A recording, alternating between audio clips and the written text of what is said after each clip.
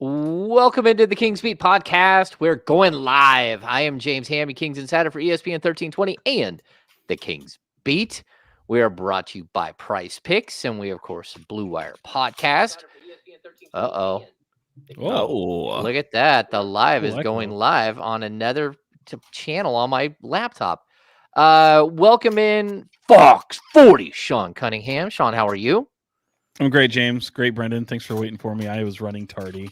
I apologize. I do blame Caltrans and all the crazy road work that's going on in this state that just seems never ending, but closing down ramps and streets and all the above. It bothers me almost as bad weather, but not quite. Not quite. Of How are you course, guys? we also have Brenden Nunes from the Kings Pulse podcast. What's going on, Brenden? Not much. I'm doing well. I'm waking up from what feels like the nap of my life. Had a very good post-deadline nap. I'm just trying to match the age group of my fellow co-hosts here and getting a little daily nap. Hey, first off, that's bullshit. Can I say something like I don't know about you guys, but I've been napping since I was a toddler, so it's not an age thing. I did it in preschool. I found time in high school, all that stuff. Okay, so it continued through high school and well, you Sean just because everybody did like pre-K kindergarten naps. Sean also eats graham crackers still, and sometimes partakes in apple juice. I love apple juice. Don't you? I love apple juice and apple cider that we get at the Kings games. Those are great. Actually late because your tricycle only goes so fast. There it is. Look at that. Too big for a tricycle. It's a big wheel. It's a big wheel. Thank you very much. He's got the green machine. He's driving down the freeway. What's going on, everybody? Sacramento Kings just did what Brenden did. They ripped Van Winkle their way right through a NBA trade deadline. Just slept right through it. Didn't even worry about what happened.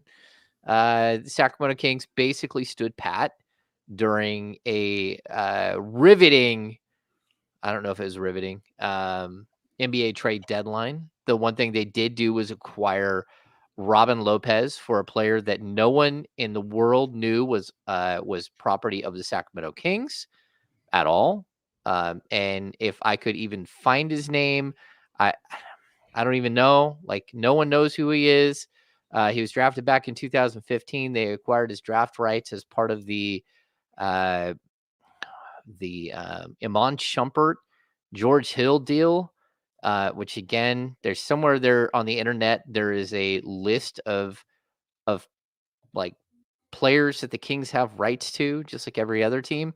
But either way, the Kings have already waived Mr. Lopez. This is, strangely enough, the second time that they have traded for Robin Lopez and waived him before he ever got a jersey printed. What's your initial takeaway from the just the inactivity of the Kings? We'll start with Brenden tonight. Brenden, this is not your first trade deadline, but it's one of your early trade deadlines, and this one just came and went. And what in the world happened? Yeah, it was definitely interesting from my perspective. A lot of initial smoke around what the Kings may or may not do, and obviously seemed like they were involved in a lot of different conversations. We know that this front office has a willingness to at least be aggressive in having those conversations and looking around, seeing what the potential options are out there. And I feel like I'd kind of been saying for a while that I didn't feel like they needed to force anything right now. They have pretty much everybody under contract after this season. The only guy not in their like top 7, 8, maybe even 9 coming back is really Malik Monk, who's an unrestricted free agent, and there's still a chance they could bring him back. I don't think there was really anything that was going to happen this deadline that was going to impact their offseason status with Malik Monk. So I think that it would have been worse to make the wrong move than to sit and really make no move at all, pretty much as they did. But, there are a handful of moves that were made throughout the deadline that were a handful of second-round picks. You look at like Simone Fontecchio going to the Pistons. I thought is somebody that would have made a lot of sense for the Kings. Royce O'Neal goes to Phoenix, and those sort of moves, or Minnesota finding a way to get Monty Morris, for example. I think there's a couple moves you could look at where it's like, maybe I would have wished the Kings would have spent a couple second rounders and tried to get a better 8th guy, just another rotational piece that maybe Mike can rely on day to day. But I don't think that not doing anything is necessarily shocking to me from just a long-term roster building perspective, because I didn't feel like there was a need to really rush anything here. Sean? I mean, I think your question was what I just make of the day overall. I thought, honestly, removing the Kings a little bit, I kind of thought by and large it was an active day, but I wasn't really blown away by any particular move. I thought by and large a lot of the products that were going to different teams were rather meh. Like, I didn't think there was like some super move that like blew me away. I thought a lot of the movement was just very, I'm trying to think of it, like just average, like just okay, all right, there's a move, like nothing that blows your hair back or anything like that. I felt like if you're the Kings, and I think if you're listening to this podcast for the first time, go back and listen to our last one. Go back and listen to really a couple of them, but really the last one where, yeah, things might have been deemed quiet, but we played a game. I did some brilliant acting on my part. I think I deserved an award, where I played the role of Monty McNair, and I was showing a viewpoint that this team bets on the continuity of this team. They may know what they have, but I don't think that there was necessarily, takes two to tango when you're looking for a move. You might like something and might be willing to part with something, but ultimately what you want to get and what you're willing to part with may not totally make a huge difference or even put you that big of a foot forward or even be worth the risk of potentially being slightly better. I think this team, if they found the right move that they were willing to go after, that didn't jeopardize the future too terribly much, and they would have done it. But I think they're not going to do anything unless they're convinced that they're going to, really make a bold move here and it's going to benefit them. So we played the part last week where I posed the question of, you look at your playoff teams, how many of them can you feel like you can beat? And I think James and I were pretty conservative in finding 4 teams out of the 7 that you could potentially beat if the playoffs were to start today. I think 1 through 6, this team feels We may have very lost good Sean. about the pieces that they have. That 1 through 6 for the right people. Did I glitch there? You glitched, but you're back. Go for it. Okay. I think 1 through 6 in that rotation, they would have been willing to make the right move for the right piece. And I just don't think that they were able to find the piece ultimately that they wanted. And there wasn't necessarily a tertiary move that they were looking to ultimately bring in. So I don't think I'm surprised. I don't think anybody should be surprised. But this isn't the only time you get to tinker with your schedule, Yeah. Okay. So tinker with your roster, I should say. Your roster, not the schedule. Yeah. So here's how I kind of look at it. I wrote on Wednesday, like, look, the Kings realistically, their stockpile gets a whole lot more attractive on July 1st, right? So that's the day where the NBA resets. If I'm just gonna say if the Kings make the playoffs, I felt a lot better about that statement like yesterday, like before they lost to the Pistons. But if the Kings make the playoffs, then their 2024 draft pick goes to the Atlanta Hawks. And what happens on July 1st is you now have all of your draft picks starting in 2025, all of your first round draft picks, all the way through 2031. You've got 7 years worth of draft picks. And the Stepien rule is complicated, but once you get past a draft, it no longer counts against what's moving forward, right? So the Stepien rule basically says you can't trade back-to-back draft picks.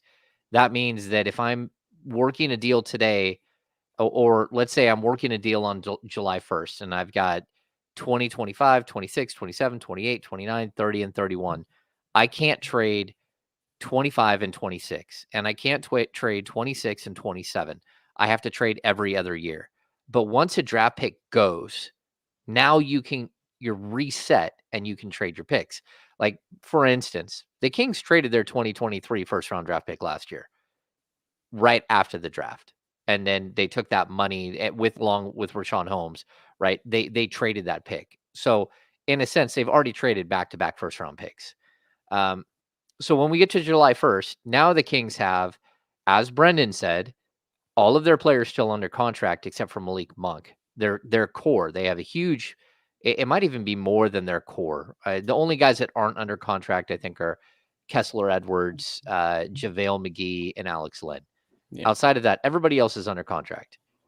So now when they go into July 1st, and that's the first day of free agency, and that's when a lot of trades happen, they have all of these draft picks, and they have like a $6 million Chris Duarte, a $6.5 million Davion Mitchell, a $6.5 or $7 million Sasha Vezenkov, an $8 million Trey Lyles. Like, they have all of these contracts they can now go out and trade. And so realistically, waiting until July 1st is the more prudent move. But to not do anything, to break into the war chest and go do something just to do something, that's not what you need to do here. What you need to do is make a move that makes you better because your team isn't good enough. And that's just me being blunt. This team isn't good enough.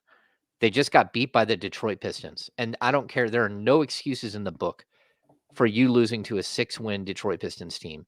And when that happened on Wednesday night at 9:30 at night, for me, that put Monty McNair on a clock where he had like 14 and a half hours to do something just to mix up the group a little bit and to add something that might have made them a little bit better. Like, Brenden, you brought up Royce O'Neal. I don't know that I want to give up 3 second-round draft picks for Royce O'Neal, but at the same time, you got like 9 of them. So why not? You needed to get better, and you didn't get better. And other teams around you, the Dallas Mavericks got better, the Phoenix Suns got better, and you didn't. And those are the teams that you're going to be competing for, not for the 1, 2, 3, 4, 5, 1, 2, 3, 4 in the playoffs, but the 5, 6, 7, 8. And now you're in danger of being in a play-in situation where maybe if you make a move that makes sense, you're not in the play-in situation. So it's kind of weird because I feel like you could construe that as me talking out of both sides of my mouth. You need to make a trade, but you don't need to make a trade. But realistically, there are all kinds of different types of trades. There are giant trades, there are small trades. The Kings, in my opinion, they needed to do something, because what we saw on Wednesday night is something that we've seen 10 other times this season, and it's just not good enough. And so that's where I'm at. And maybe that's like too harsh, but I get it. I mean, I think it's look, I get what you're saying, because I think you and I are in the same boat of, we feel like we know this team. We feel like we know what they're capable of, and when they're at their best, what they might be capable of still isn't as good as maybe you'd like it to be. I would say, yes, I mean, losing to the Detroit Pistons, while unfortunate, doesn't take away from the fact that you were still just 9 games over 500 just the other day. But I will say, and this is now me speaking out of both sides of my mouth, things that I tried to pull out of there, it's like they have moments where they're playing great basketball. But even when they're going 5-2 on that road trip, you have moments where you're like, what the hell is this? Now, one of the things that they were able to do is win ugly. And it's been a characteristic kind of this team. It's like, all right, that was a real shitty game, but somehow you were able to really pull that out. And it's a win in the win column. And at the end of the day, it's all that matters. You know, they're able to compile games like that. But make no mistake, this team tricks off a lot of games. And Trey Lyles was talking a lot about it today, and using the word respect for your opposition, using the phrase respect for your opposition. They treat lower echelon opponents as if it's a sure thing that they can just sleepwalk through a game and chalk it up as a win column. It probably didn't help that they beat Detroit in Detroit doing that very same recipe, that same formula. They baked the cake doing that. 47-point quarter, you come back, close out a deficit, and then you step on the throat of that team and you put them away. That team, the Pistons, being without a couple of key players, even key players on a 6-win team coming into that game, felt like they probably could have done that. And I know, Malik Monk didn't like to hear the boos after the end of the game. Those boos were 100% warranted. They should have heard those boos. Mike Brown was booing you when you went in the locker room that night and telling you how awful you were defensively. James, you were harping on it coming back out of the 5-2 trip that what they're doing defensively on the perimeter is wholeheartedly unacceptable. So while you're able to win games, you have some flaws, and I completely understand that. But making a move to make a move, and thinking of the broad picture, this is bigger than that. And I do disagree there. I don't think you go out and we talked about it last year. You have to make the right move. You have to make the move that you're most comfortable with. And look, we always talk about there's no analytic for chemistry. Making a move as small as something that you think could be tertiary and maybe help you in a playoff series, whatever, even take a smallest step could be detrimental to what you do to your locker room. So you have to factor those things in. And I think they're still betting on the continuity here of this team.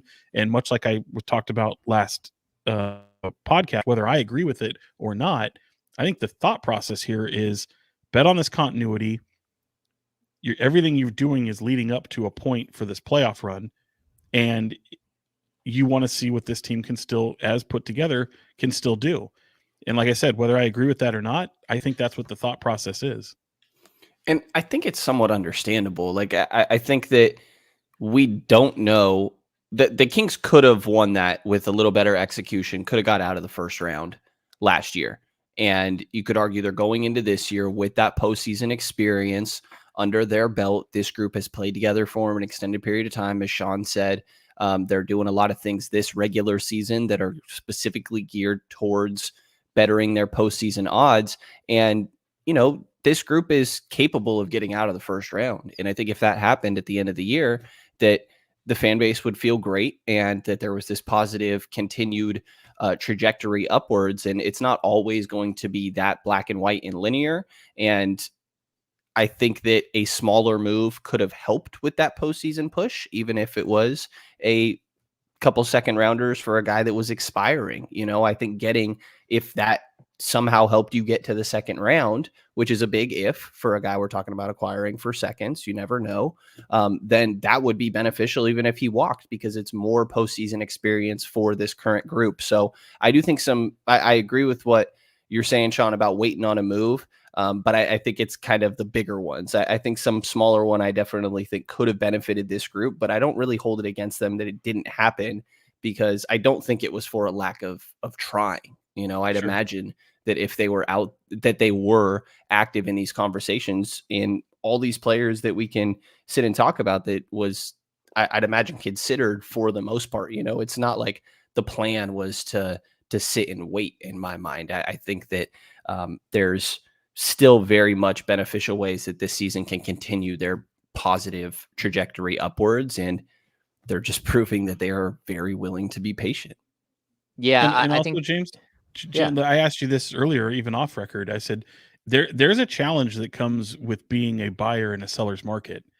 Like, sure, you can identify some of the players that were traded today and go, oh, okay, I could see him in a Kings uniform, and what was given up. You might be able to go, oh, okay, why maybe they could have been in the mix for that. But there's also teams that, like, it's just like fantasy sports in a way. You look at a team and you go, all right, well, I'm going to try and better my team. I don't want to do business with this guy over here.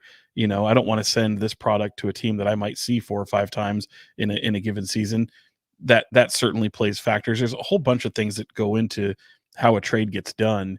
And ultimately, I just feel like there was nothing today that really blew me away. And I think there's a lot of mediocre pieces getting moved about to where everything kind of felt like, reshuffling of the deck, or whatever analogy you want to use. I didn't think there was a super impactful player that was dealt today that the Kings, for what they were willing to get rid of to acquire those pieces, would have landed you a really big fish.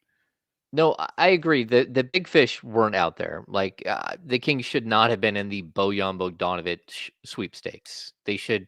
I mean, you could probably say that they should have at least checked in on the PJ Washington situation, which they may have, and we just don't know. But I still think that there are other moves along the margins that you probably needed to look at. You need to look at heavily, and I would go back to last season too. This is exactly what happened last trade deadline. I mean, almost identical. Yeah. They got cash to take on Kessler Edwards into their 15th roster spot. This year they got cash to take on an aging Robin Lopez and then waive him, but they did that into the 15th roster spot, and they have waived Robin Lopez as of tonight. So, but my point would be that last season they didn't make the moves that like were sitting there that actually did happen. The moves like Mason Plumlee, the moves like Matisse Thybulle, and then you get to the first round of the playoffs and you get killed on the offensive glass by Kevon Looney, and you get beat in Game 7 by Steph Curry, and both of those pieces would have been valuable. Whether you would have won that series or not, I don't know. But the fact that you would have had another rebounding center instead of Chimezie Metu, or another perimeter defender as opposed to anyone else that you were throwing out there, Terrence Davis, anyone else you want to bring up, it just feels like that there was an opportunity, and both of those players go for second round picks, a couple of second round picks, I think both of them. But it just plays into a larger theme that you're not getting something done at the moment. And I think that, again, this team is not right. Just because they went 5-2 on a road trip, they were 0-4 the 4 games before that. And you could tell that this team is odd, that there's something like not right all the way. And I'll keep going back to what Monty McNair says, like his own words: maintain and improve. I see maintain without any question. I do not see improve. And in fact, what I've seen over the last month and a half from this team is regression, and very, very distinct regression on the defensive side of the ball. They are giving up.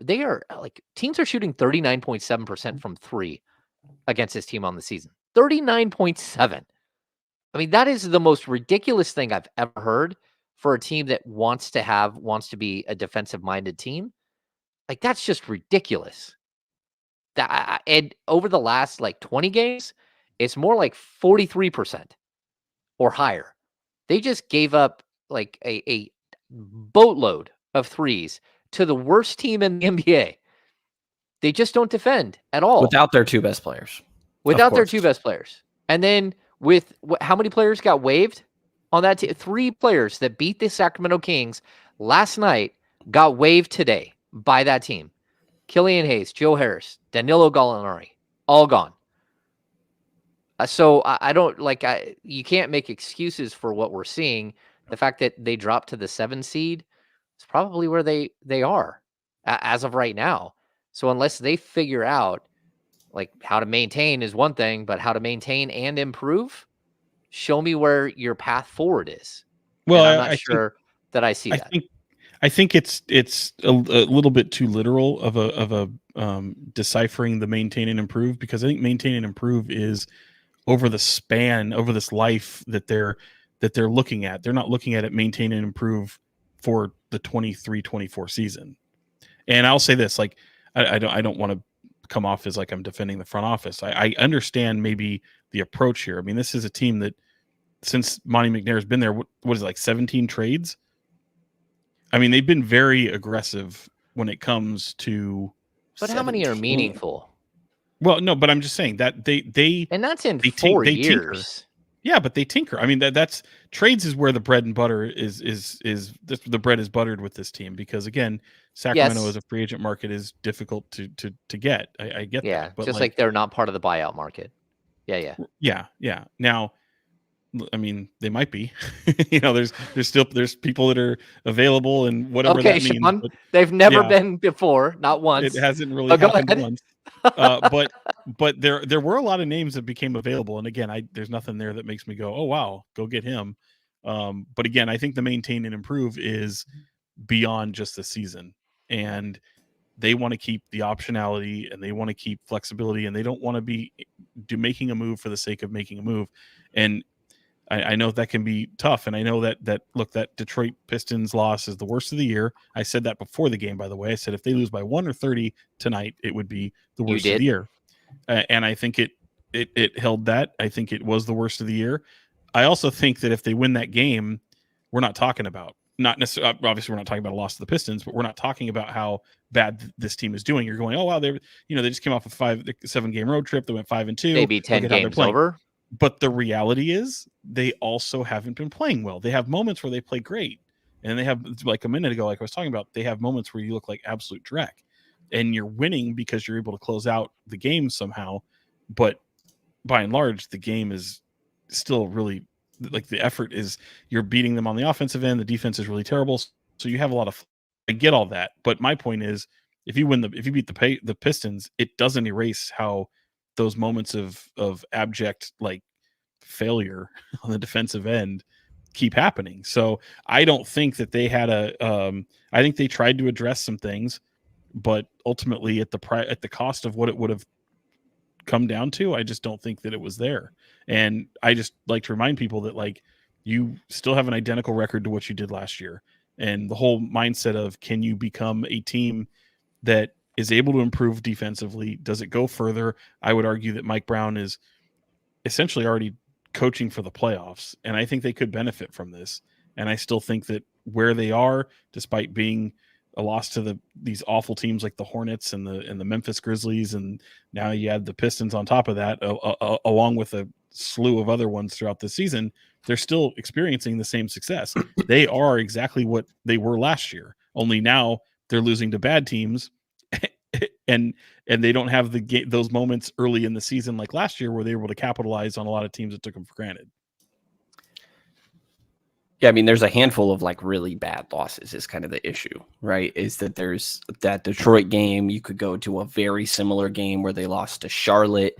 There's a different category of, well, you could also do the 2 Houston ones earlier, and then there's a different category of bad losses, like the blown lead in Phoenix, or the missed free throws at the end of the Milwaukee game. So there's a lot of, like, really, I feel like, tough to swallow sort of losses here. But when it comes to, like, the maintain and build, I think that it's kind of where this is one of the maintain moments, I guess. And it being disciplined and willing to remain patient and just disciplined again in those moments, I think is what helps you be able to save your assets so you can build down the line when you see the right sort of piece. And what I would say that the big developments that I think have taken place this year for the long-term trajectory of this team are De'Aaron Fox becoming a really good 3-point shooter. And I know that's regressed a little bit over the last 20 games. He's like 33% from 3. You go to the last 10, he's about 30%. So there's some regression there, but I think that there's been enough positive progress that I feel comfortable saying he's a much improved 3-point shooter, which is really important. And I think you're seeing it more consistently defensively from him. And I think that you've seen a lot of progress from Keegan Murray, even if offensively, again, there's been a little bit of a step back. And I think that somewhat has to do, there's definitely a direct correlation with Harrison Barnes getting more shot attempts and getting more involved. But you've seen so much defensive progress from Keegan Murray. So I think that those 2 big things are just really important for the long-term projection of this team, as 2 key members of this core continue to get better. And if you can get this group, and specifically the core members, more postseason experience, then this, I think you could chalk up this year as, okay, this was part of the process and a step down the line. Okay. Before we get too far into this, number one, if you're watching here on YouTube, we'd love it if you hit the thumbs up button. Give us a rating and review wherever you listen to podcasts. Jump on board with the Kings Beat. Go to thekingsbeat.com. Become a premium subscriber to thekingsbeat.com. Also, we are brought to you by Prize Picks. I play Prize Picks every single game. I'll probably even play some this weekend with the Super Bowl. I'm having a good time. I did go through the brutal bad beat that I had, which Brenden knows about and Sean knows about, where I lost by 0.5 of a point from De'Aaron Fox for like a huge payout. That would have been fun. But I'm having a good time doing Prize Picks. We're doing it every game. Keegan Murray's dunk has all of a sudden failed us, especially when he goes for 0 points. But I'm having a good time doing it. If you guys want to get into Prize Picks, there is a link down below in the description. The keyword is KINGSBEAT, all one word. And jump on board with Prize Picks. Again, I'm having a great time doing it. It's a lot of fun. A lot of my randomness is like, it does not pay off, but and I like to go big every single game with more of everything and usually like a 6 pick, which is crazy. I don't know why I do that every time. If I were more conservative, I'd have probably more money in my Prize Pick account. But either way, jump on board with Prize Picks if you're interested. It's a good time. Let's get to, like Brenden, you brought him up. De'Aaron Fox, right? You did talk about Keegan Murray and De'Aaron Fox as 3. But I also will say, like, first of all, the other big development is that Domantas Sabonis has become one of the best players in the league, and there's not even question about it. Like, his consistency each night, dropping a triple-double or a double-double every single night is by far like one of the most impressive things I've ever watched a basketball player do. I mean, it's just like easy money for him to walk out there and get a triple-double or a double-double. It's just wild. But the Fox situation to me is worth like looking at because De'Aaron Fox was so good in October and November and December. And then we get to January and he just wasn't. And I don't know how else to like break it down, whether he got tired, whether he couldn't maintain that level. But we saw it in the Detroit game, and like you can't really let him off the hook. Like that was not a performance that anyone was looking at and applauding. To me, that was like whether it was lack of energy, like pulling up from 3 when you hadn't hit anything for a while, just like the overall feel was off. And so I was looking at his stats, and again, he averages 31 points a game in October, 30.4 in November, 29.3 in December. And then he drops down to 22.5 in 15 games in the month of January. Shoots 43.4% from the field, 32.6% from 3. And we're seeing that player again in February. He's averaging 24-3. His 2-point percentage is up a little bit, 46.8. His 3-point percentage is at 36.7. But it just feels like he's not the player that we saw early in the season right now. And again, his usage has dipped and like just something feels like it's not right with him. Where are you guys at with Fox? And like, is there a point here? I mean, clearly he needs the All-Star break. Like a lot of players do, but he looks like he needs like a hard reset. Yeah, that's kind of where I was going to go with that. As I'm curious to see how he looks after that break. Obviously he's had kind of lingering ankle stuff ever since that grade 3 a handful of years ago that he had. We saw his shoulder get a little banged up earlier this year, so it wouldn't surprise me if there's small nicks and bruises, but I feel like most players are dealing with things to certain extents at this point in the season. And I kind of just view it as I think that it's hard to, I mean, each game has its own unique circumstances and maybe some scenarios of how teams are defending him and things like that. And I also think that Malik Monk, when he has tough nights and isn't there as a secondary playmaker to be alongside Fox, that can kind of put a little bit, not too much responsibility on Fox, because I think he can definitely handle it, but it doesn't make anything easier, I guess is what I'll say there. So I think it's hard to maintain this level of play that we saw where he's averaging 30 at the start of the year.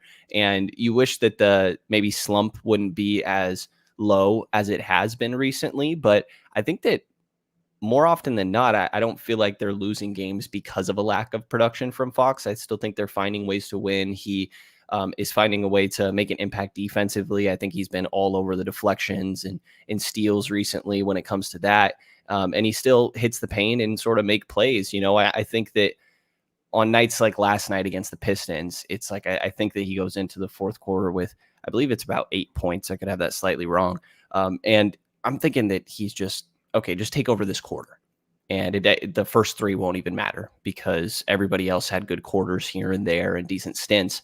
And that just didn't happen. So I think that when it's down to a close game, you're the reigning clutch player of the year. I think everybody on your team trusts you from what we can tell. And I think that everybody in Golden One Center is going to trust you to take over at the end of the game. So I think there's moments where I still would wish that was happening. But for now, honestly, a lot of it I chalk up to, I think that it's difficult to maintain that high level of play. And that's part of the adjustment for De'Aaron this year, is not only reaching that level like he has, but figuring out what it takes to be able to maintain that. So I'm curious to see if he looks a little bit more back in shape and top form, I guess, after the break.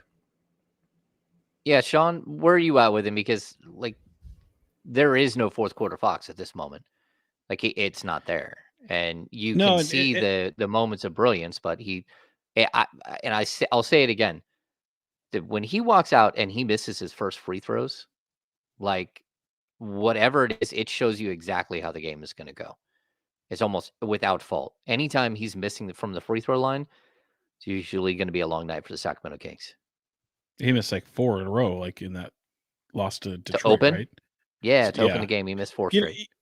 I'll say this too, like, again, I agree with you, Brenden. It's a point that I kind of brought up a few weeks back where I said I don't know that having De'Aaron Fox at 30 points a night is the best recipe for sustained success for the season, but it's certainly fun to watch, and I think seeing him being capable of that is the biggest, positive piece to come from that. That being said, like, I'm not really all that worried about him. It seems like through his time in Sacramento, he has a little stretch like this. Sometimes it lasts about a month where things look a little wonky. And I remember that year where things were really cruising right in the early part of January. And then he went into the All-Star break at a little bit of a funk, and whatever it is, yeah, hopefully he can self-correct. I think seeing this team win helps a lot for sure. And to show that they can win without him being that guy, I think goes a long way for the team's success. But I'll say this: I think last night against the Pistons was actually a really good game to kind of show this team and even fans, because he's in a funk. They take the Pistons for granted.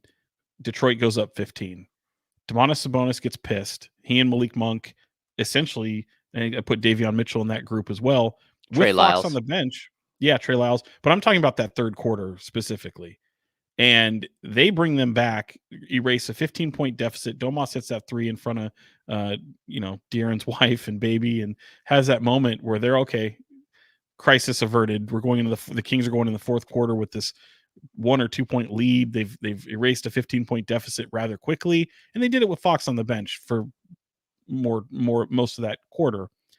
And then in the fourth, you want to see him kind of become that guy again. That fourth quarter Fox. All right, as Brenden was talking about, you haven't had a great game, but maybe this gets you going. And he had a moment. I'm sitting next to our buddy Sam Amick, and he had a moment. It was kind of late in the game. Deficit's pretty big. It's already kind of all right, what the hell's going on here with this team? The Pistons just came in and just raining threes on you. And all of a sudden he got just the most easy bucket on the other end. ISO, come through, step through, lay in. I mean, it was so easy that you're like, where was that tonight? Everything's been a chuck up 3. He I think everyone sees that really. It was like a 6-foot jumper that he had right in front of the rim that he missed on that front of the rim on that one, and that one sticks out. But it's like he's so capable of getting a bucket. He's such an automatic bucket, free throw extended, that jumper, and we haven't seen a lot of that. And part of that's because he's gets into the paint so much, and part of that's because he's been able to extend his range beyond the 3-point arc, and he's had some success there. But I think he's kind of got to get a little recalibrated, refreshed, and hopefully, kind of get in the right mindset, because 82 games is a long season. Yeah, I think it's tough to watch. Like when he's off, and especially, I think everybody is throughout this season. I think Domantas Sabonis got off to a little bit of a slow start in the first couple of games of the season, right? But outside of that, he's been one of the most consistent players in the league. We've seen Kevin Huerter go through the downturn. Even Malik Monk had like 5 games where he just was not impactful at all. And then all of a sudden, the last 4 or 5 games, he's been excellent. We've seen it from Keegan Murray. We've seen it from Harrison Barnes. Like this team does have sort of an issue with taking turns. Like guys take turns being in prolonged slumps, and then other guys take turns being really, really good. Right now, again, Trey Lyles is on a crazy hot streak shooting. Kevin Huerter's been better, and Harrison Barnes.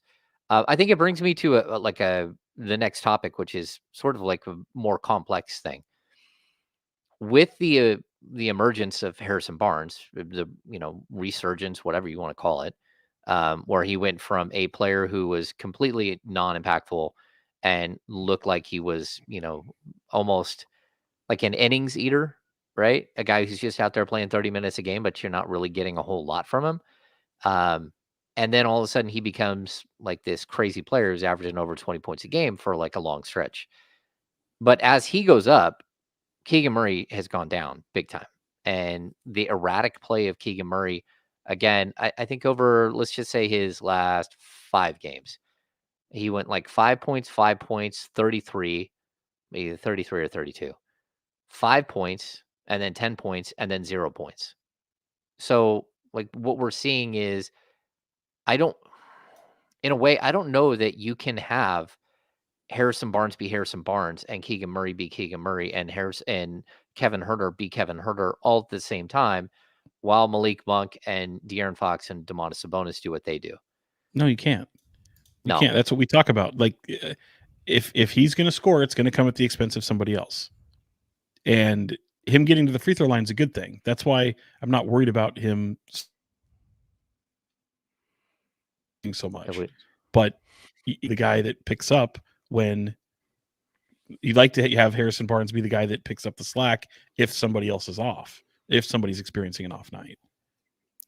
And I think that it's helpful for HB to be the one kind of getting a little bit more involved in the offense, because I think there's a lot more things Keegan can do outside of scoring than the current form of Harrison Barnes. Like last night, Keegan didn't score much. If he doesn't get in foul trouble, though, I still think he could have had a decent defensive impact in that game. Jaden Ivey playing really well late in that fourth quarter, or really the entire fourth quarter. He had 19 points. I thought that Fox and Ivey just looked like each other for a large majority of that game. It looked like this year's De'Aaron Fox was on the Pistons and this year's Jaden Ivey was on the Kings for most of that game. Ivey was phenomenal. But I think that Keegan,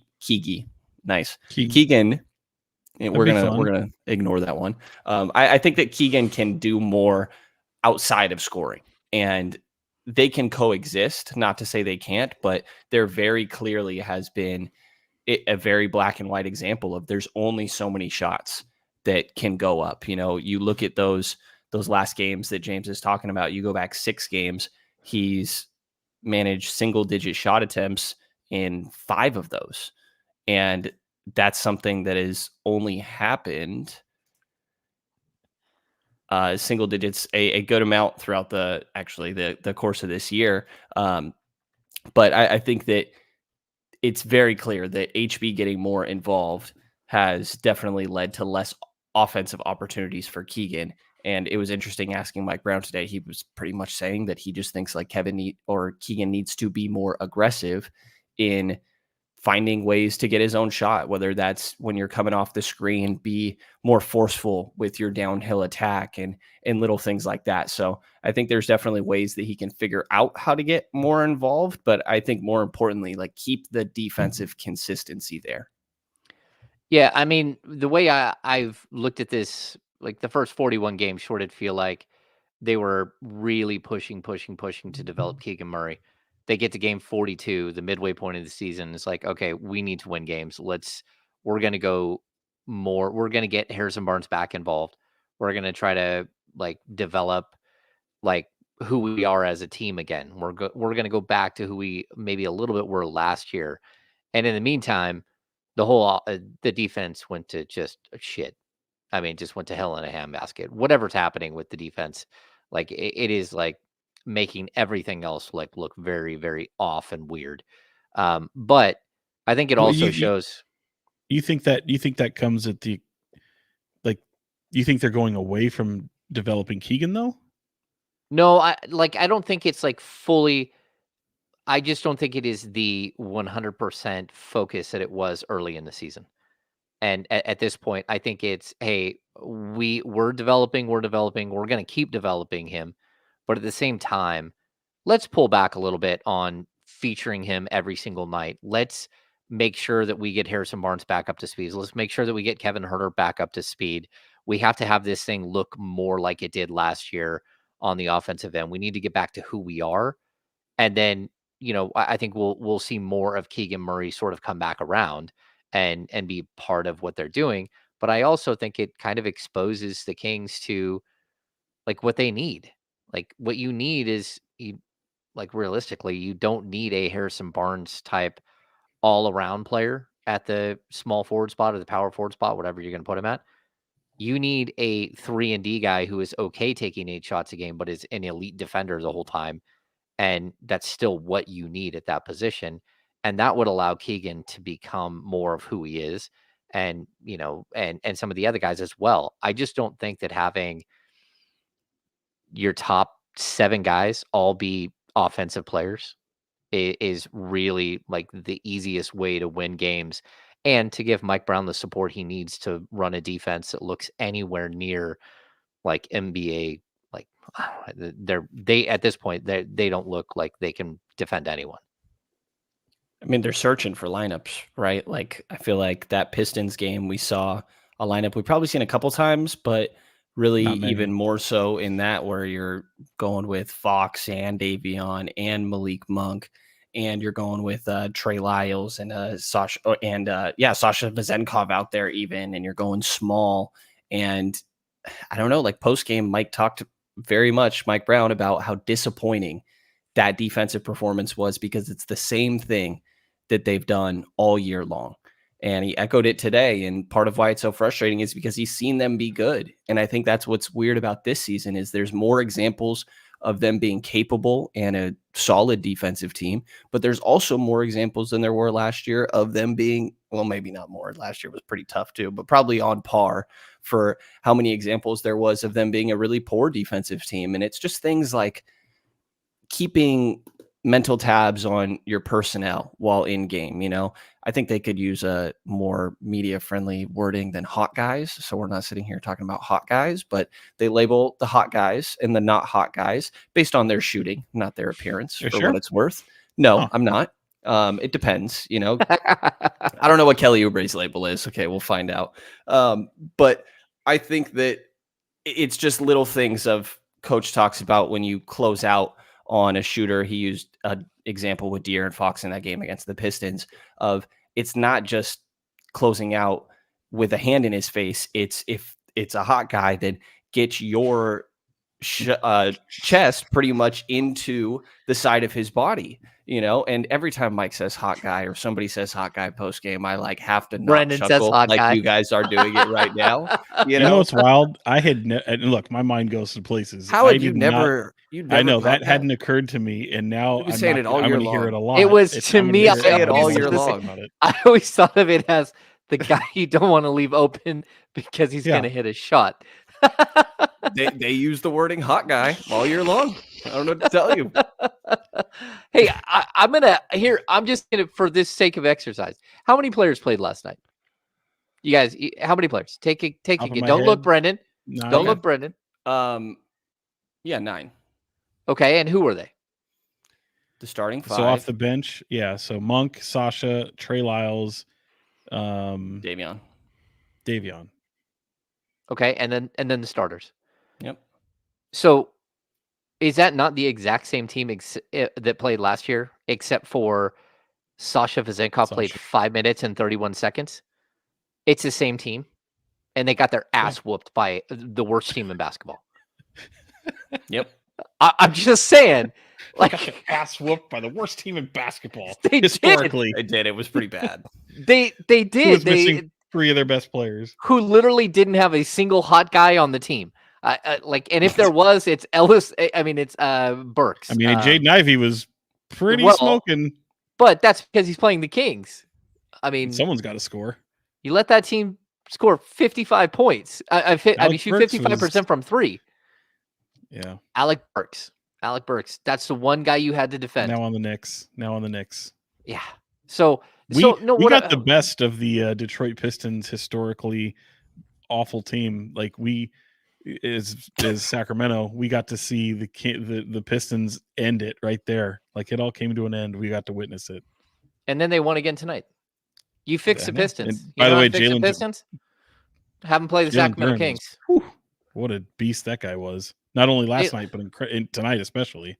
Jalen Duren's a monster. Yeah, he's a really, really good young player. They hit a home run there. But you guys understand what I'm saying, right?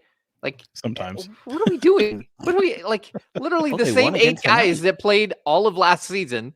Like your core 8 went out there and got mollywopped. Like they just got crushed. Like what are you doing? Yeah, I mean, look, it sucks because you want people to react to the way like James is doing because like it should be unacceptable and it carries weight. But then you look at someone like De'Aaron Fox who never gets too high or too low, and I know that bothers some people. But again, like it is who you are. You're the team that can lose to the worst team in basketball history, and you're the team that can go out there and beat a defending champion possibly on Friday night. And it's just what this team is. And so that's why I don't think I was the only one last night looking around the media room going, yeah, they're more than capable of losing this game, even coming off a 5-2 7-game season long road trip, because they haven't been playing. They have moments where they play well, and they have moments they play like dog shit. And it just is what they are. So again, like, does a 6-game winning streak, does it mask all of it? It does, because if the Kings had taken care of business last night and beat Detroit, we're not talking about any of that. You might still be talking about the 3-point percentages, defensive percentages, and what they're doing defensively or lack of defensively on the perimeter.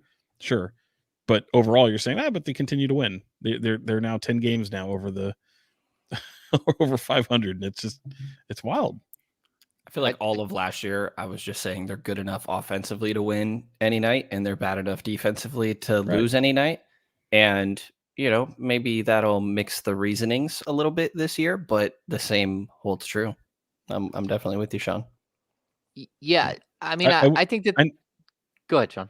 No, I knew we were going to get to some comments here in a minute, but I know trade deadline and everything, people are still racking their heads over. There's 2 things I saw all day is how cheap the Kings are, how cash considerations deserves a uniform, all these things. But it's like, I just want to like, also, I say this, I think every year, look at the people who get reported to be traded and then still wind up on the same team after the trade deadline. Like all these names you're hearing about, I think you have to take a lot of those reports with grains of salt, because a lot of times they don't get moved. And I think this trade deadline was another great example. Know your history. What team's Alex Caruso on? What team's Jeremy Grant on? What team's Matisse Thybulle on? What team is Kyle Kuzma on? All these guys didn't get moved. And there's several more you can rattle off that you would hear bandied about that not only don't end up in Sacramento, they stay on the same team. Yeah, I get what your point is. And like the trade deadline, it comes and it goes. I would say this, like the Kings, if they really, really are dedicated to like turning this thing into a long-term winner, they can't be number 22 in the league in payroll. Just flat out. Like at a certain point, and I get like there are reasons sometimes why you're where you are. I mean, the Kings know that, De'Aaron Fox is under contract for 2 more years after this. And then after that, his contract is going to go like plaid. I mean, it's going to go like so ridiculous where he's going to be making $50 million a year. And that coincides with Domantas Sabonis eventually getting up to $50 million. And it also coincides with Keegan Murray becoming a player that you're going to have to extend. And so you can't just live in the moment and say, oh my gosh, they're so cheap. This is so horrible. You have to go out and spend. The move that they did at the end of the deadline, that's a logical move. It's also a move they probably could have made like a week earlier. And I bring this up because if you make that move a week earlier, you trade for somebody but you could have just traded for Robin Lopez a week ago and then waived him. Then you could have still had your 15th roster spot when you get to the trade deadline. And you could have either done that again, or you could have made whatever move that you wanted to make. But you have the ability to do that because the Kings, those are minimum scale contracts.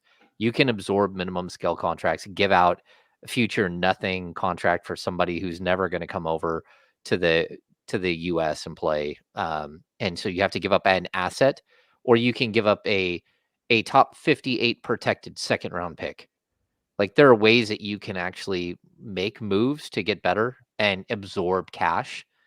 And the Kings seem to, like, the last couple of years, it feels like a money grab at the end.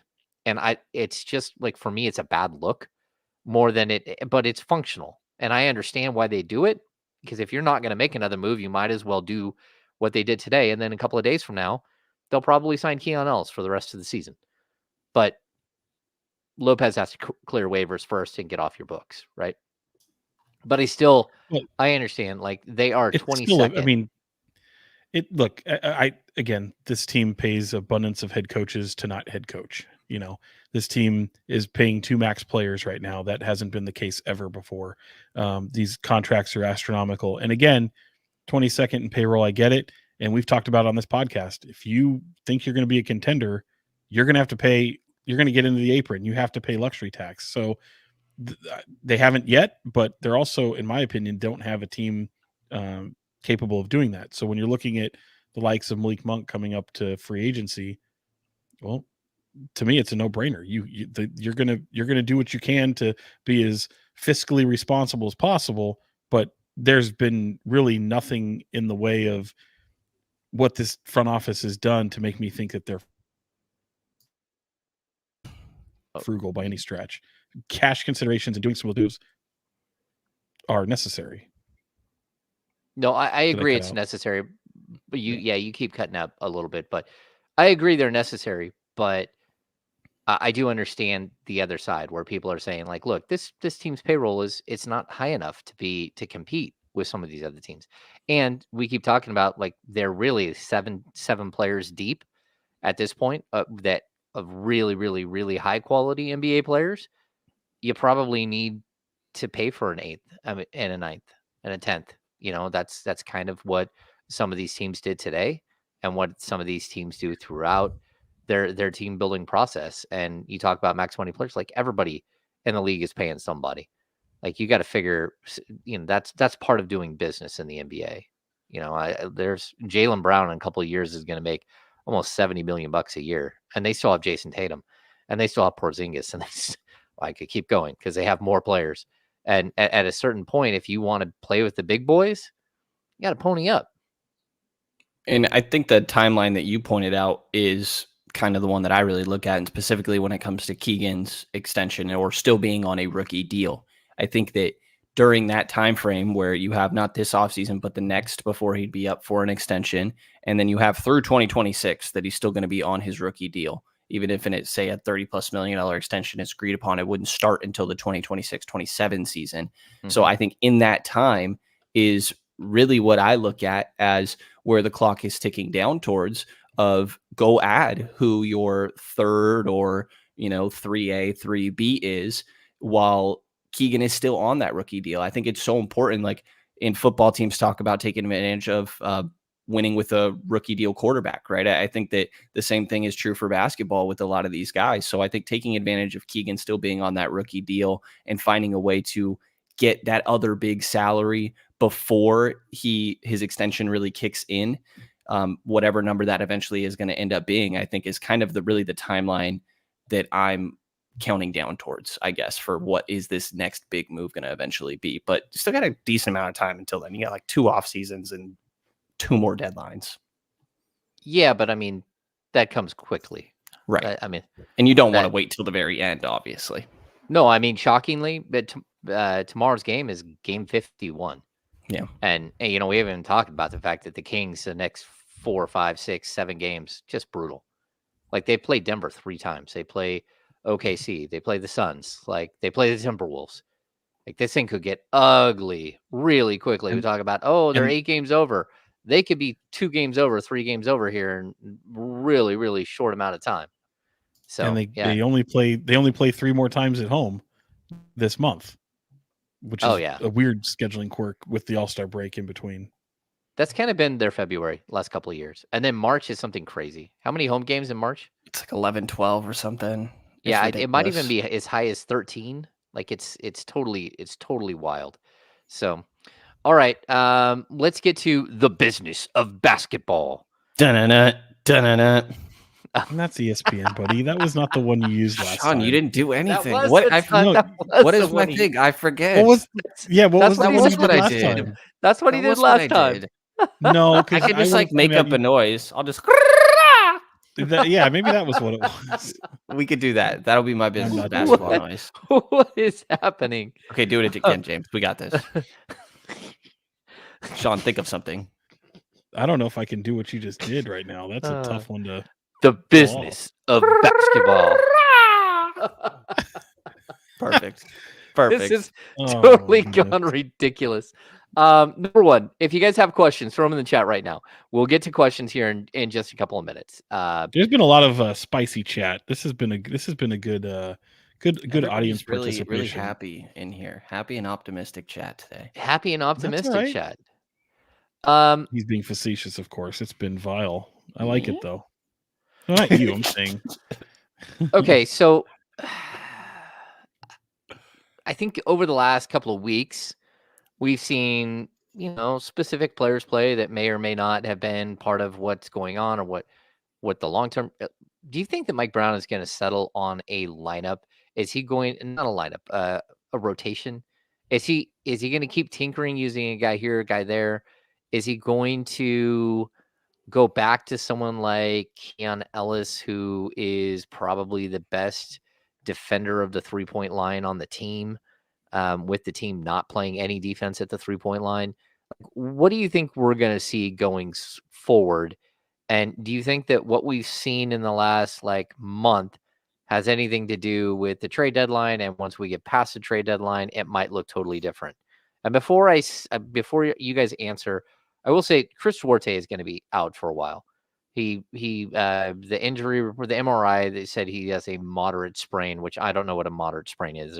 There literally is a chart that says a grade 1, grade 2, grade 3 ankle sprain. Moderate is not on that.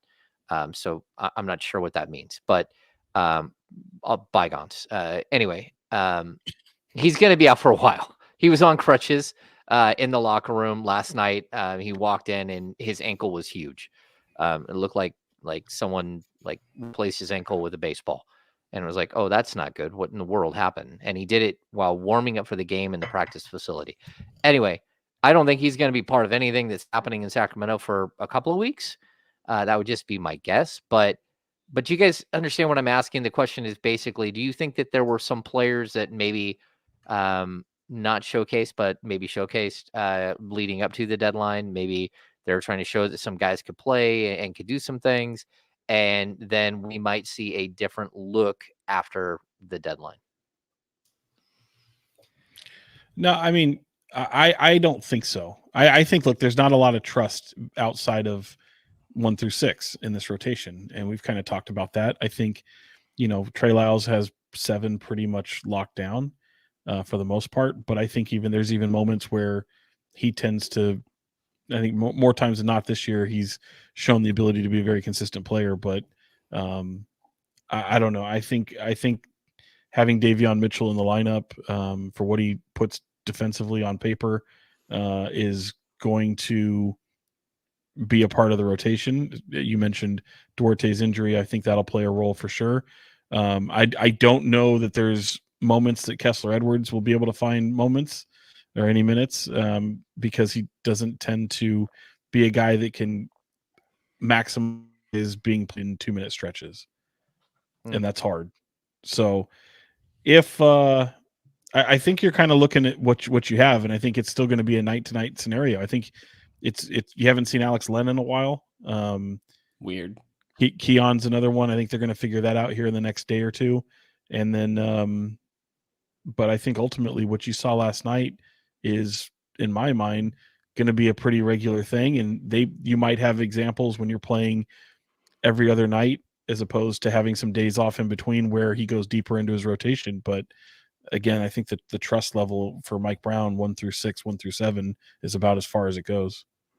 Yeah, I think you go back the last 9 games, there's been 8 guys that have played every single night. You look at the starting 5, and then you got Davion Mitchell, you got Malik Monk and Trey Lyles, and the backup big throughout that whole road trip of choice has been JaVale McGee, except the games where you look at the Warriors and their backup big is maybe a little bit smaller, like a Trace Jackson Davis or a Dario Saric, or if they're rolling out Draymond, or you go to Indiana and it's a Obi Toppin or a Jabari Walker, or recently there's another one that I'm forgetting here, team that matched them and played small. It was just the Pistons last night where Gallinari's playing the 5 or Muscala's playing the 5. And in those moments, it seems like maybe Mike Brown will react with going the small ball lineup of their own and going with Trey Lyles instead of JaVale McGee. But outside of that, like, it feels like it kind of has been a consistent rotation recently. And I have my questions about if Davion is better than Keon. And I think that it's close enough that I don't know that it makes that much of a difference in my mind. I think that Keon does deserve to get upgraded to the main roster. He's at 47 games played right now. He can get to that 50 mark. And it wouldn't surprise me that kind of just explore the buyout market a little bit, give him those couple days while seeing if he's just going to step into that last roster spot or exactly the best way to go about that. But yeah. And then I don't really get the Alex Len thing. Like, I think that JaVale does provide unique things. His lob finishing is definitely a unique aspect, and the way that he deters shots around the rim and not just blocks them is valuable. But I think that Alex Len does the same things, except without being a lob threat. It's just a bounce pass instead of a lob that Malik throws, for example. And like, you look at the on-off numbers, Alex Len practically has their best defensive and offensive rating. He's got a plus 20 net rating. And I feel like this is the same thing that was happening last year, where it's like, we're trying everything at the backup center, and not really. Like, Alex Len isn't getting that much run. He's looked solid in small minutes. So I think that that one is a little bit confusing to me, but I do feel like we've settled into a rotation for a little while. I'm curious to see, like, Davion and HB obviously being the two that would, if their role declined a little bit, it would be a pretty clear sign that, okay, maybe it was deadline related, but it wouldn't surprise me if they kind of keep rolling with what we've been seeing the last 8 to 10 games. Yeah, it's been the same group.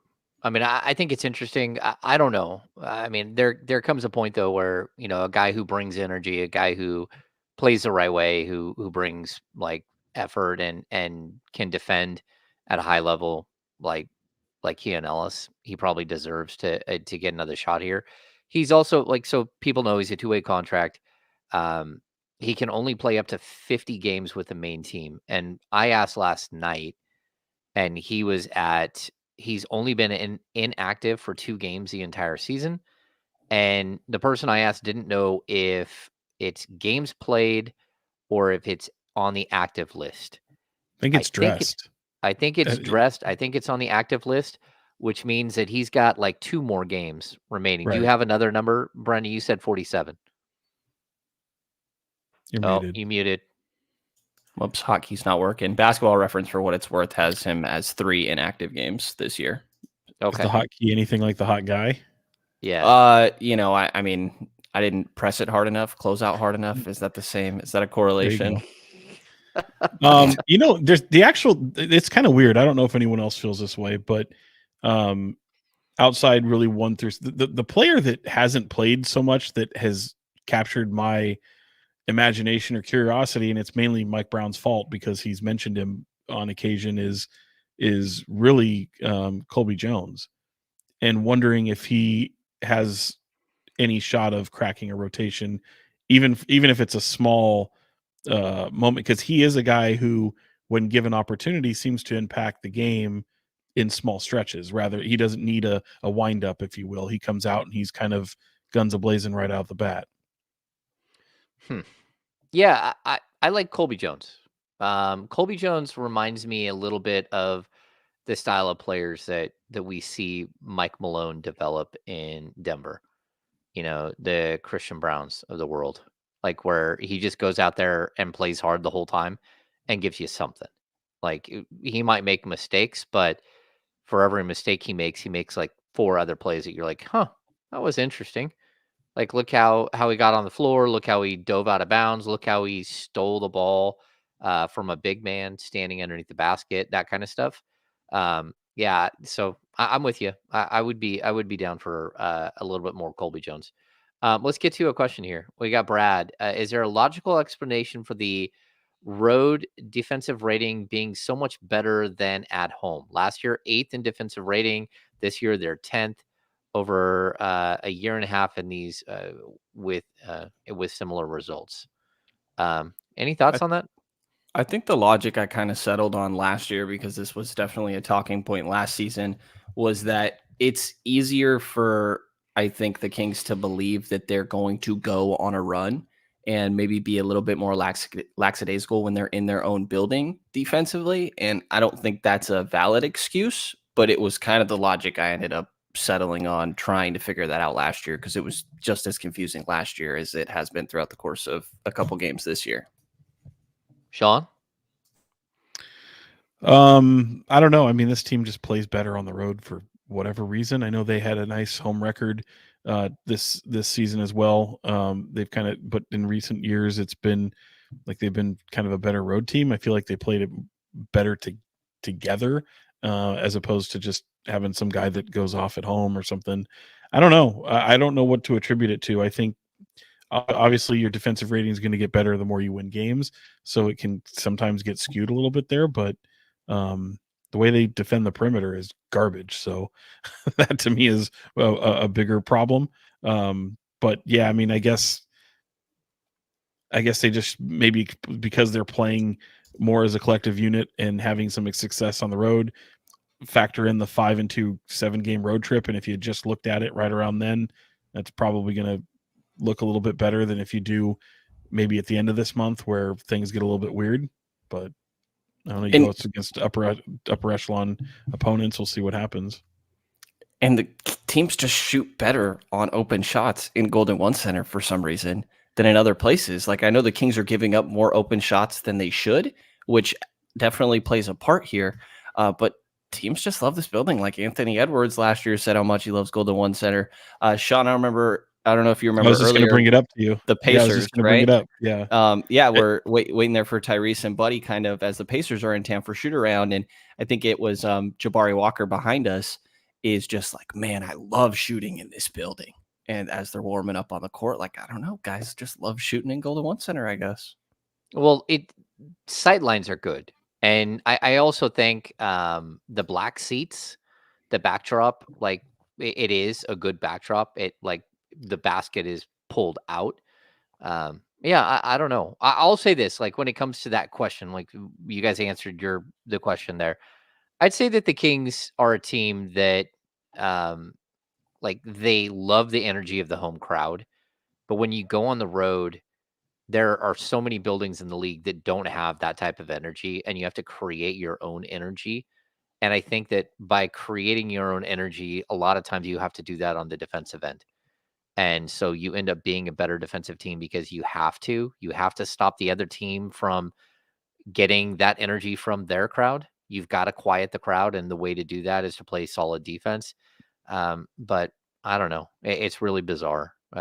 They are I don't know if they're a better road team than they are a home team this year. I think it's pretty even. Even the home, they were up a little bit overall, but the defensive rating on the road is just totally bizarre. Like, I don't know. Let's get to this one. Kells 916. I know it's a slim chance, but who do you think the Kings should target in the buyout market? Corey Joseph. We did have like we were having a discussion today after practice about a little bit of this, right, Brenden? Like, yeah, about the apron teams. Yeah, there are 7 teams that can't sign any of the big name buyouts. So they can't. Yeah, sorry, not to interrupt you. The over apron teams, at least over the first apron, some of these are over the second, are Boston, Denver, Golden State, the Clippers, the Heat, the Bucks, and the Suns, meaning they cannot sign a player in the buyout market that was making more than $12.4 million, the MLE, going into this season. So limits the options for some of these guys and maybe makes Sacramento one of the more appealing options. And I think that there's a case they could make to some guys of there being a potential, at least, to compete for minutes. A guy like Joe Harris or Daniel House, I'm sure is going to be an exciting. But I think a guy that some teams will probably compete for the fringe of their roster a little bit. So it helps their case a little bit, but not all those guys obviously fall into that 12 or under. Sorry, excuse me, over that 12.4 mark. So they'd still be eligible for those teams that are probably going to be decently bit more appealing to those guys than the Kings. Yeah, we've got like Jed Lowry. I'm not Jed Lowry. Jed Lowry. Kyle Lowry. Kyle Lowry. Kyle Lowry. Not there's the a lot old of smoke second baseman around for the Philly A's. there. Okay. Kyle Lowry. We've got Joe Harris. Who's the Nets who went to Toronto? Spencer Dinwiddie. Who else is above that plateau? Is Oladipo? No, Oladipo's been like $5 million. Yeah, interesting. Yeah. I don't think that there are a lot of players that in the buyout market as of today. There was talk that maybe Gordon Hayward would be bought out, but then he got traded to OKC. There's some other, like maybe we'll see some Gallinari. I'm not sure if what Gallinari made. I was surprised Dinwiddie made 20, real close to 20, and Joe Harris right at 20. So like those guys, yeah, that's crazy talk. So yeah, Sean, like we know, like the Kings have never been part of the buyout market. Even to be honest, they almost got Daniel House a couple of years ago on the buyout market and didn't get him. He went to Philly instead. Philly or somewhere else instead. Yeah, I was just trying to refresh my memory on that one. And there's not really anyone there that just makes me, go get him. I mean, I don't know Harry that any of Giles? those names. Did he get bought out? Pretty sure Harry did. Or he got waived. Giles? Sorry. I think Harry Giles got waived. Yeah, Harry Giles got waived. Oh shoot! Where have I been? I didn't see that all day. Sure. I mean, I don't know that the trouble is I think any of these guys that they go out and get, I can't really see them, cracking rotation outside of maybe just a, garbage time or seeing if anything, maybe, see if anything sticks. But, I think you could maybe look around the G League some. I think ultimately, you're going to keep this team largely together. I think 10-day contracts and stuff like that could have been interesting. You saw certainly what they did with Juan Toscano Anderson at earlier this year. Maybe before, the thing you can do with Keon Ellis is even before making the decision to keep him or to elevate him is to just send him to G League if he's not going to play. I'd say even with Keon Ellis, it's like you could still just let him not dress and go to Stockton as a true two-way and maybe bring in a 10-day or two or if you want to take a flyer on somebody to see how they fit and then ultimately go back and elevate Keon for the rest of the year, right, James? Yeah. Keon Ellis, because he is a two-way, like basically he's running out of time with the main roster. He hasn't played a game in Stockton. So there comes a point where you're kind of part of the main team. And like, so I don't know. Like to me, I think there's a higher likelihood that they just give him the roster spot, but maybe I'm off with that. I don't know. Anyway, yeah, that's a good question though. Like the buyout market is going to be weird. Yeah, I don't know that the Kings will get involved. Do we have any? You know what? I have not asked the baby daddy, which Kyle loves when I say this. How did you ever? Did I ever ask Mike Brown if he will ever practice at Golden One Center court and not just its practice facility court? I haven't asked him that question. I need to. I will though, because I think it is kind of intriguing that the Kings never shoot on their home court. And they do like individually in pregame, but they don't for shoot around, which is something other coaches have done. But also opposing teams do shoot. They're not allowed in the practice facility. They do shoot on the home court, on the Kings home court. And when the Kings are on the road, more often than not, they do shoot at the team's home court as well. So so maybe there is something to that about being better because you've already shot it. I don't know. It doesn't, first of all, scoring is not a problem on this team. So unless it's going to help their defense, I don't know how that's going to really help them. Yeah, I mean, scoring's not a problem, but like it's not like this is a great offensive team. They're like 12th in the league in offensive rating. Like there are a lot of teams that are playing a lot better than them offensively. How about this one? Do you guys have an answer on this? How is Jalen Slauson's development progressing in Stockton? Yeah, I mean, I think that he's definitely gotten the opportunity to get up more threes. I think that's kind of been a really important thing for him throughout the course of this season. He started pretty hot, but in the regular season, he's only knocked down 26.5% of his like just under 3 a game in these 16 games. So I think that he knows that's going to be a really important part of his continued development, but he's an energy guy. He brings a lot of just passion, and you know what you're getting.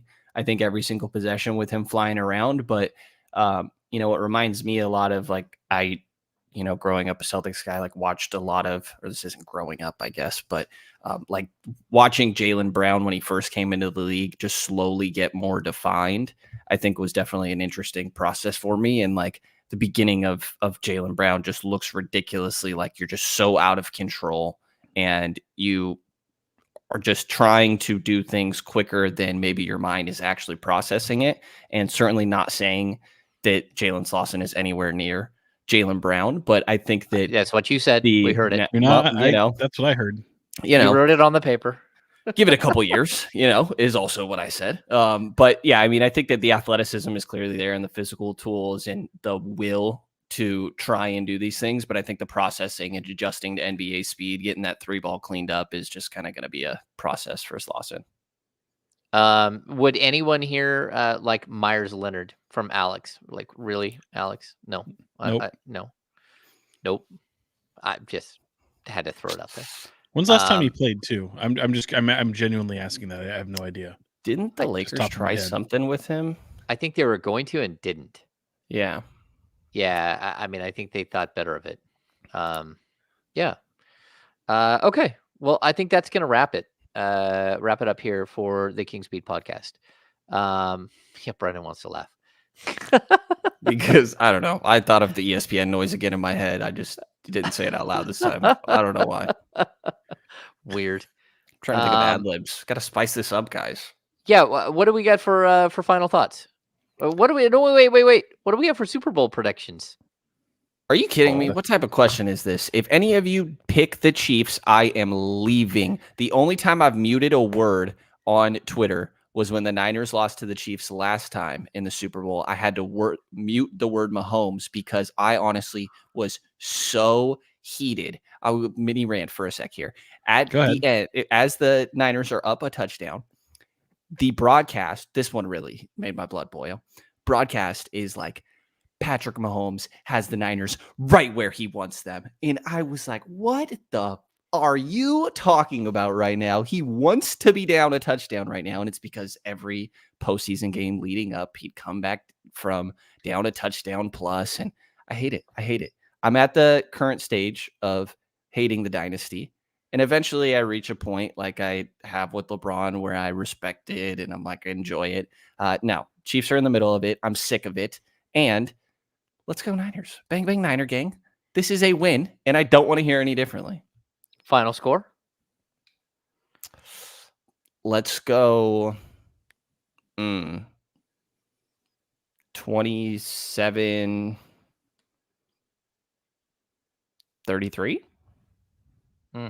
Okay. Sean, what do you got for us? Sean is not going to the Super Bowl. No, I know. Yeah, you guys can email my boss or something. The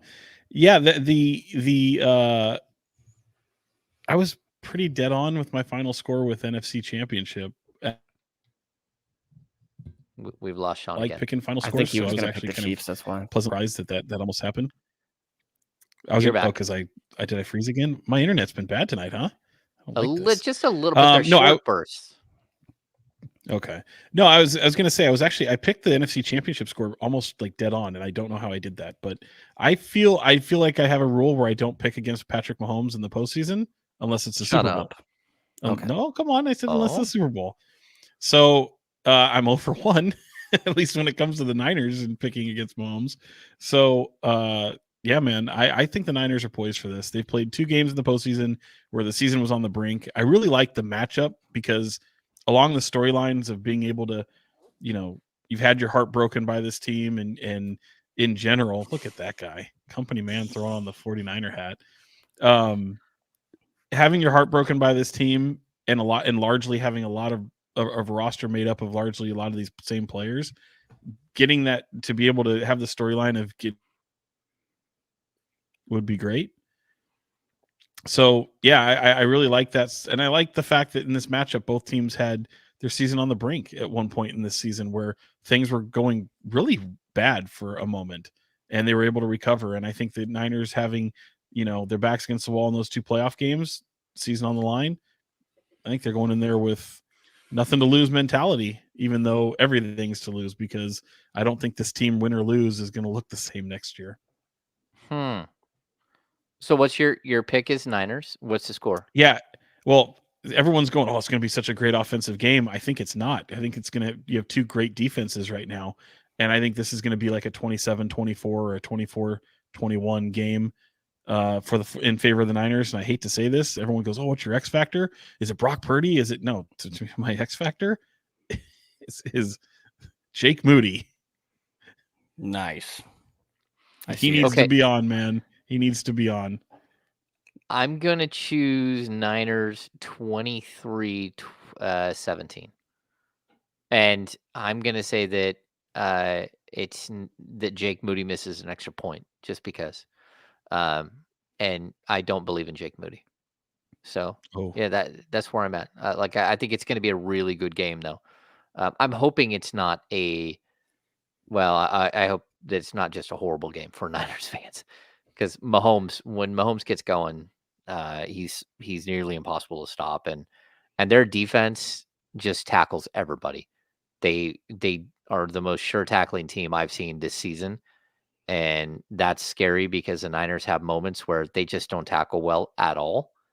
And so I think the Niners are going to have to step up and actually wrap people up and like secure the tackle in this game if they're going to beat them. The last 2 Super Bowls, by the way, decided by 3 points. And who's singing? What do you got for us? Well, you Sean? got Usher Usher is doing the halftime performance, which I do. Everyone's like, are you gonna have a cameo by somebody? It's like, yeah, you're gonna probably have Lil Jon come out there, but I also think you're gonna see Justin Bieber. That's my bold prediction. Justin Bieber just did a small little kind of gathering concert with the NHL All-Star venue and stuff like that. And I also think since Usher essentially gave him his career, it's such a part of Usher's storyline, and I think he might. And he hasn't Bieber hasn't performed before last weekend or a couple weekends ago, whatever it was. I think you might see that. Reba McEntire has the national anthem. Post Malone is doing America the Beautiful, and I'm blanking. Audra Day is doing the Lift Every Voice and Sing. So I like these. I like way these. better lineup than last year. Yeah. All right. So let's hit final thoughts real quick. What do you guys got, Brennan? I watched Kobe's statue unveiling earlier today. Actually, 3 statues that they gave Kobe Bryant. Really? And 3, one. The other 2 are going to come at a later date. Okay. Yeah. Gotcha. I mainly caught the speeches rather than the statues themselves. But it was a fun reminder, again, as a guy that grew up a Celtics guy, and I absolutely hated Kobe as a player. And it's still like, I don't know, I guess a little bit of a tearjerker to listen to some of those speeches and just the impact he had on so many people, and see Vanessa go up there and talk, obviously, or Phil Jackson talking a lot, or Shaq talking about it on the broadcast after the fact. So I thought it was a really cool moment, and definitely recommend checking out some of those speeches from it. Sean? Vanessa Bryant was great. She said Kobe. So the one that they unveiled was the one of him in the 8 jersey. There will be one of him and his daughter Gianna, who obviously was in that crash as well, sadly. And then another one will be with him in the 24 jersey. And so they only showed this one, and the other 2 will come out and be unveiled at a later time. But one of the things I found funny was what Vanessa Bryant said before they unveiled it. They said, you should know that Kobe this is the vision that Kobe had of him in the 8 jersey with this statue. Said, if you don't like it, tough shit.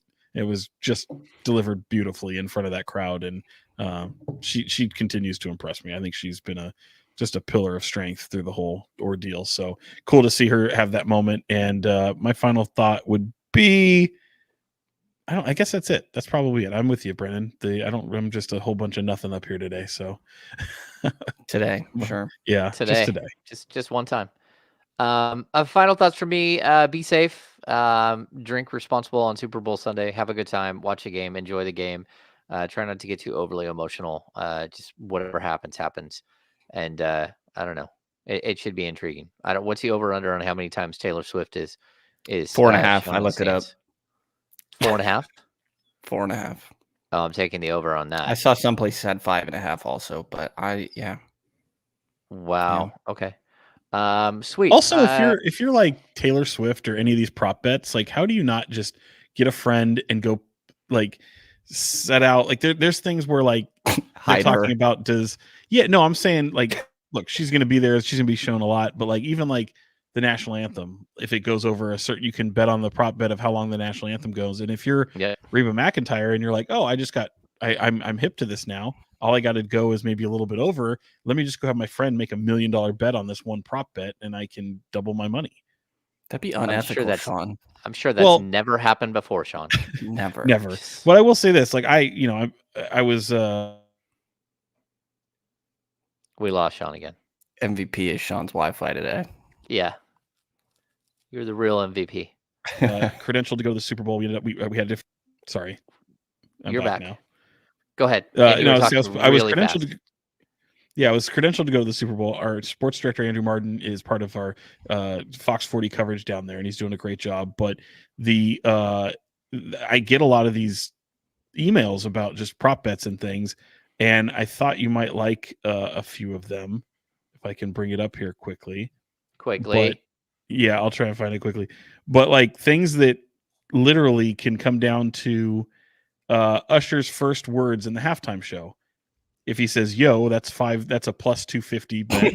If he says Vegas or Las Vegas, like literally they have the playlist like of all his songs, OMG, My Way, Caught Up, yeah. The one where it's 50-1 would be Boyfriend or My Boo. Those are the two Usher songs that are least likely to be sang according to Vegas, and you can literally bet on these.